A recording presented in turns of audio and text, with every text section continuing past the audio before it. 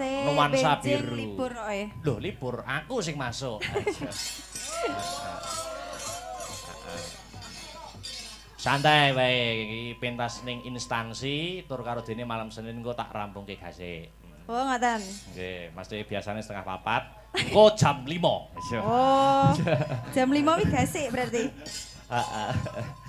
Tak golekne gandengan. Sinten? Iki anu teko lho, Mas Nanang iki. Datang pundi? Wo duduk kursi saiki ora gelem munggah panggung. Ndi Nang? Ayo rene yo. Mas Nanang ndi? Mas Nanang tunanetra? Iya. Sampun kondur menapa tasik? Oh, iki lho, iki lho. Oh, nggih nggih nggih. Ben ana kancane ompong. Iya.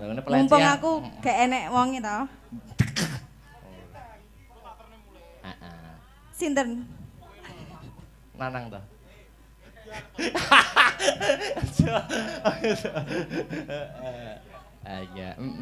aja.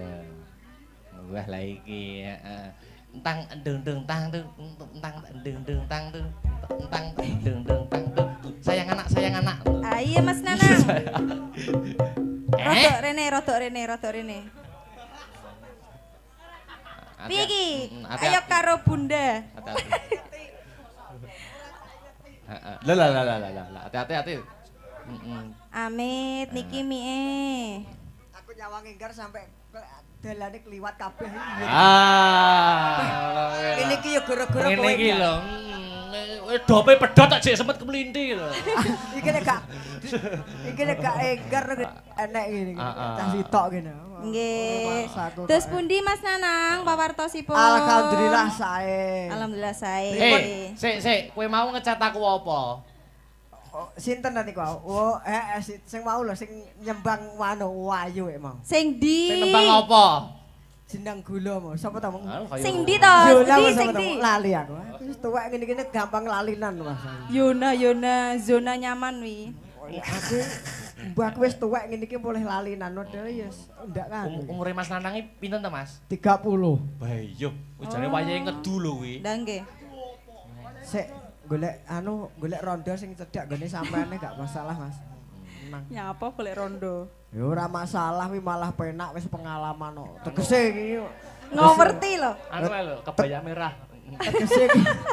Tegese iki maksudnya pengalaman cara masak barang iki wis ndak marai. Oh, ngono.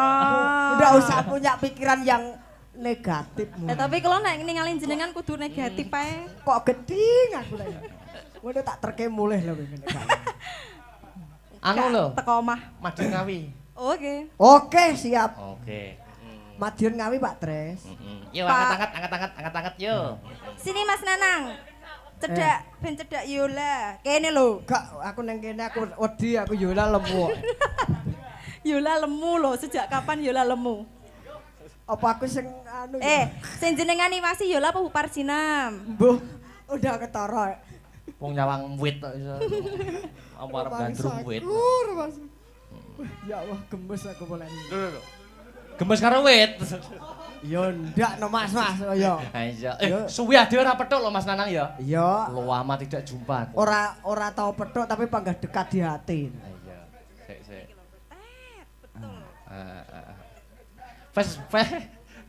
Facebookmu apa Mas Nanang? Panggah. Apa jenenge ke? Nanang PC. Nanang merem. Oh, Nanang merem. Nanang merem. Mengopi karo aku Mbak Enggar mau. Niki datang pundi? Oh, ning warung ngono. Ori ngono. Bar ngombe kopi Mas Nanang mau ngomong ngene. Wah, bar ngombe kopi, wah ning mripat iso mak piar. Diomong. Sing piar iki apane aku ya. Mak piar dadi ki lho. Rasane piye? Mak piari piye rasane? Ya nyang mripate mak piar dadi kaya regenge kaya bengi ki ulang tahune Nasdem. Mendoakan apa?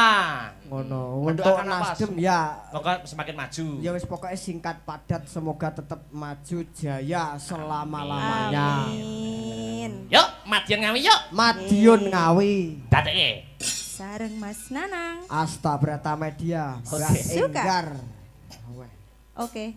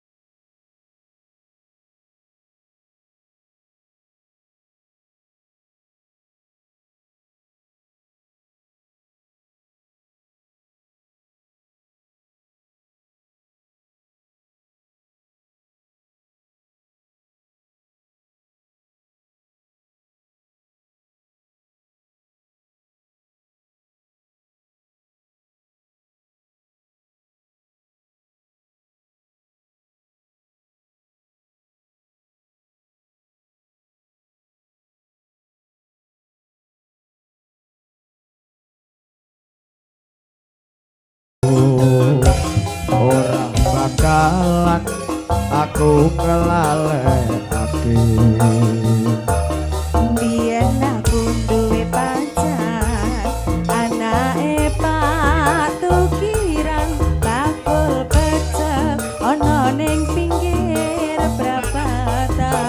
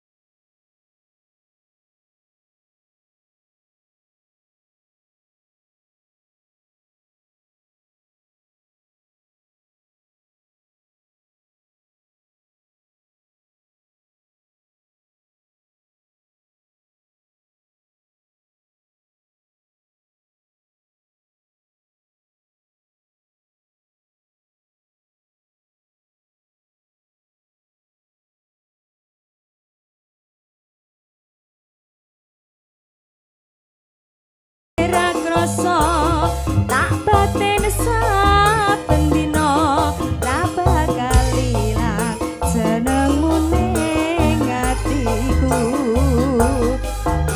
Kowe ra krasa tak batin saben dina, ra bakal ilang jenengmu ning atiku. Terima kasih Nggih. Mas Anang iki ana Nggih, ora Mas ana Akbar. ora akeh ning kanggo tuku kopi. Nggih, siap. Nggih. Nggih mugi-mugi sak bibaripun wayangan khususipun Bapak Ketua Nasdem niku wau namine sinten Mas Akbar? Pak Heri. Pak Heri. Ayo. Wah, niku wau kula tingali saking layar lebar niku wau kadose piyantune nggo anteng. Wah. Aku delok dompetku kok sedih aku. Lah teng napa? Isine catetan. Ora. Mriki Mas Nanang. Oke. Anu dituntun. Rene ya. Iya. Bedelane Padang lagi. Amin. Nggih. Nggo tuku kopi. Nggih, terima kasih. Heeh. Sing tekan aku warnane warnane apa kuwi? Abang. Wah, ngerti.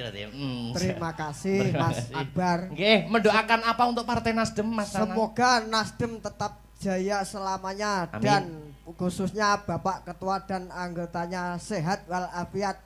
Donga kagem kula Mas Nanang. Nggih. Napa ndongakne napa? Oh nek Mas Akbar otomatis dongane mugi-mugi panggah ganteng sehat walafiat. Amin. Ngoten. Monggo. Amin nggih.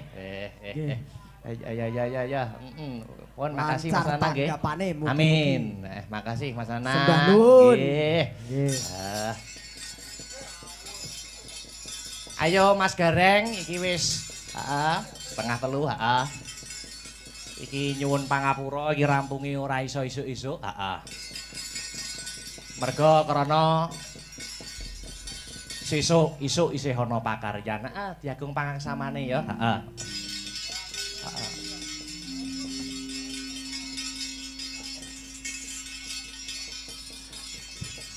Ayo, nutuke lakon, yo.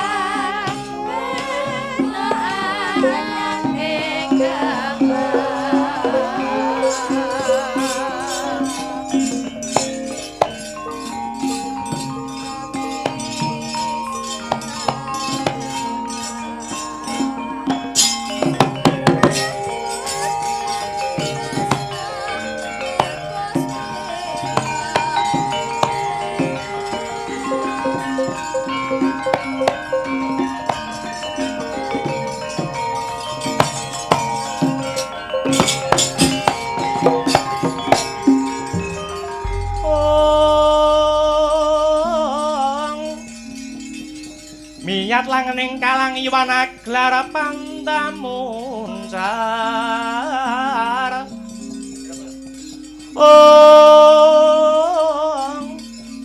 tinon lerek kekonang surem sorotetan padang kasor lan pajaring purnameng gegono dasare mangsa ketiga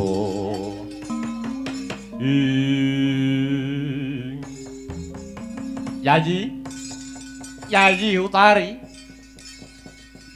kula wonten dawuh Kakang Mas Tara kawruhana ya Yayi lamun to praptanipun Kakang Tara merepeki marang jeneng sira dina sakmengko supaya pun Kakang kine nyelametake marang jeneng sira Yayi Utari. Jalaran dina iki negara Wirata lagi dirampit dening orang negara. Ya kuwi saka negara Trigarta kelawan negara Ngastina kang bakal ngrubuhake kawibawan negara Wirata kene.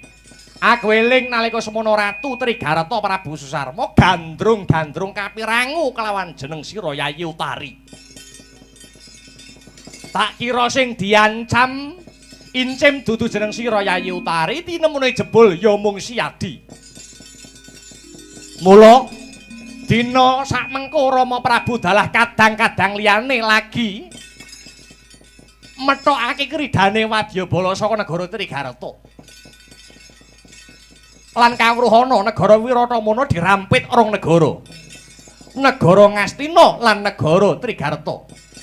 Yen ana bobol barate negara Wirata pun Kakang kang dinuta nyelametake marang Siadi. Batobat, tobat.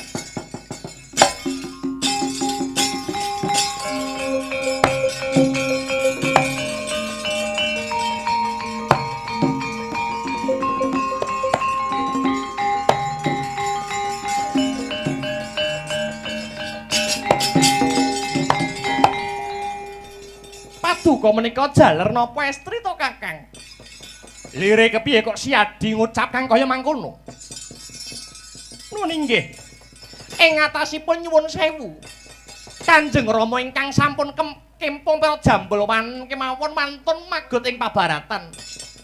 Sesarengan kalian Kakang Seta dalah Kakang Waratsangka lah kok paduka Kakang Tara golek kepenake dhewe. Ngucap nyelametake pun Utari kula menika boten butuh dipun slametaken. Ingkang butuh dipun slametaken niku negari Wirata. Kedahipun nek kula dados panjenengan kula badhe ngetingalaken dharma bekti kinarya ngurungkepi negara Wirata. Nek kula dados panjenengan gandeng Kanjeng Rama dalah para kadang methuki wadyabala saking negari Trigarta. Kedahipun paduka Canca Taliwondo mungsuh negari Wirata menika mboten ngemongaken negari Trigarta nanging ugi negari Ngastina ingkang ngerampit saking wingking. Kedahipun paduka ngetokke kaprawirane Trajang Barisan Ngastina lah kok malah ndelik ngumpet ning kaputren iki piye jawane? Weh, lah dalah Utari.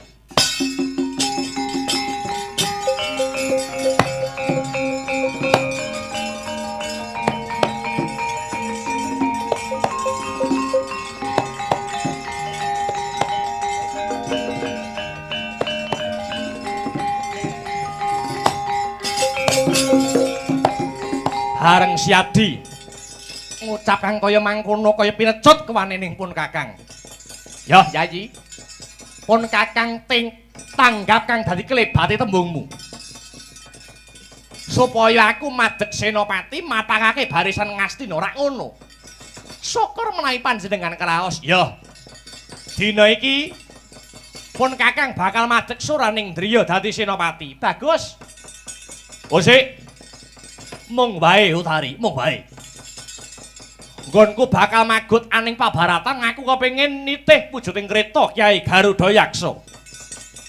Kamangka sipating satriya mono anggone nitih wujuding Kyai Garuda Yaksa ana madyaning pabaratan kudu ana kang dadi kusire. Lah iki kira-kira sapa sing wani ngusiri aku? Kula wantun Raden.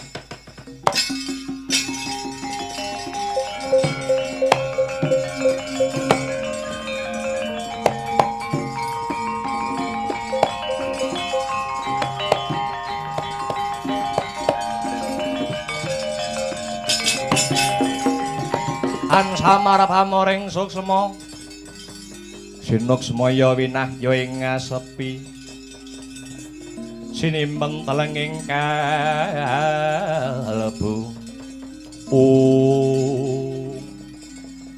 kowe kuwi sapa?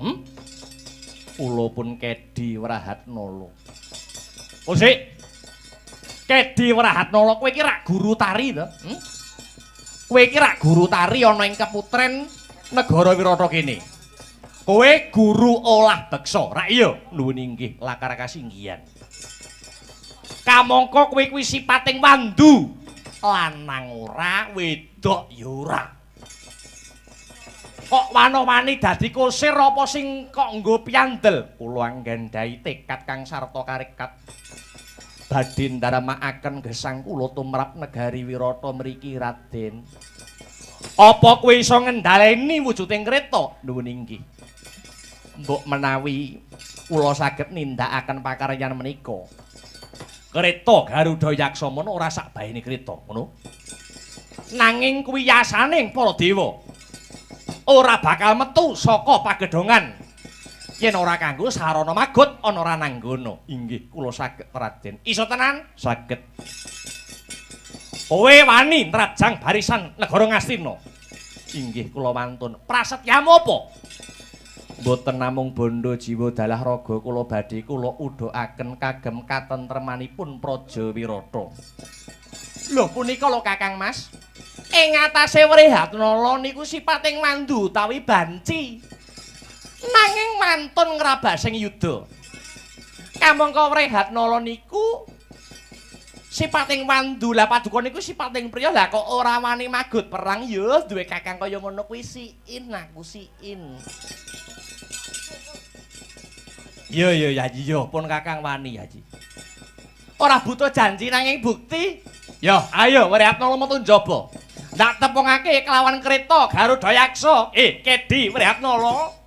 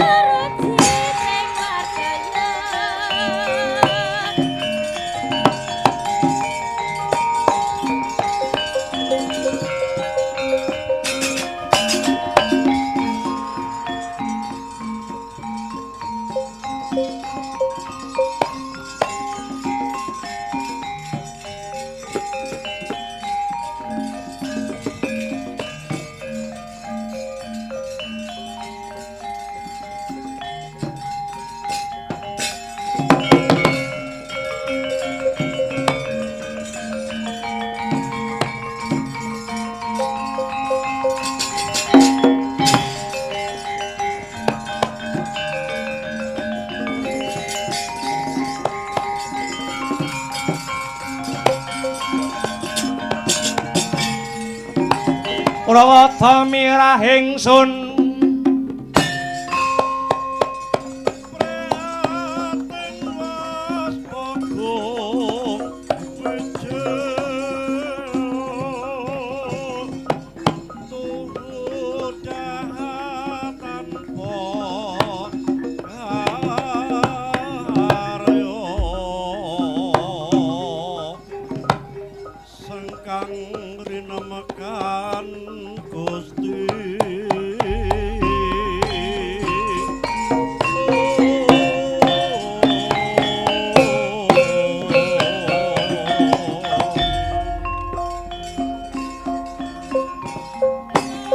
sawangen iki kereta Kyai Garuda Yaksa.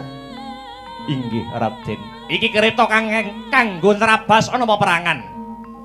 Kowe wani tenan apa ora? nrajang barisan saka Ngastina. Inggih, kula wantun Raden. Tenan? Iki totoane nyawa, wantun Raden. Yen nganti kowe tumekaning pati, kepiye Kedi Werhatnala? Mboten badhe kula gondeli nyawa kula. Mati-mati yen belani negara Wirata. Bagus. Ingkal mancing ana papane dhewe-dhewe, aku bakal mlebu ana pagedhonganing kreta. Kula badhe mancing wonten papanipun kusir. Badhe kula gelak lampahing kreta.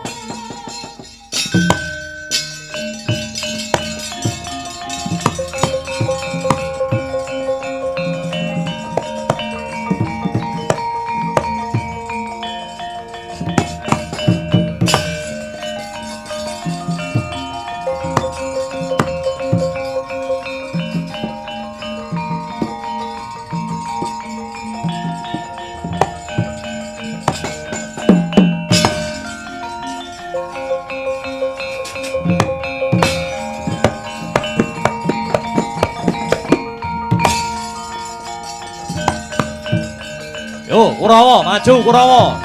Yo, Kurawa. Lah. Ngastina.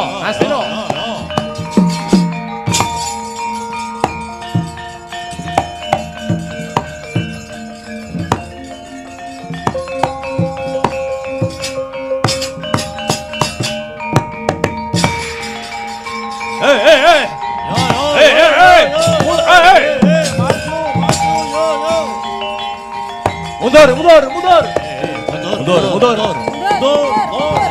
Mundur.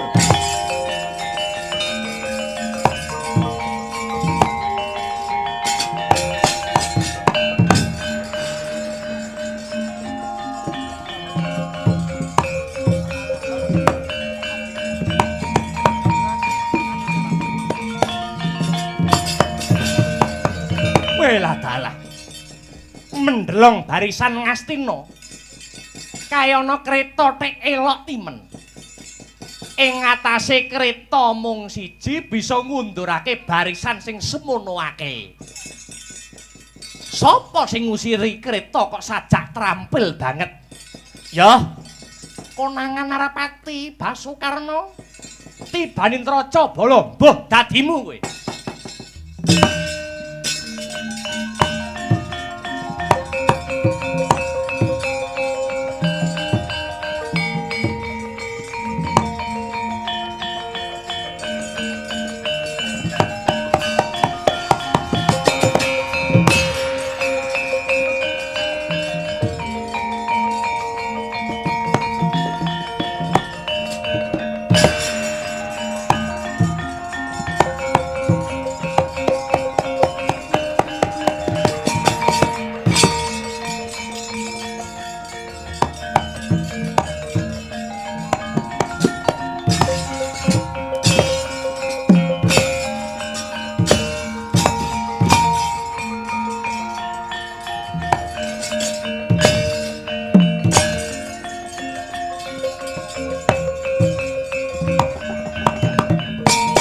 Kaya udan ning mangsa rendeng dumawaing Marastra saking kendhenging langkap.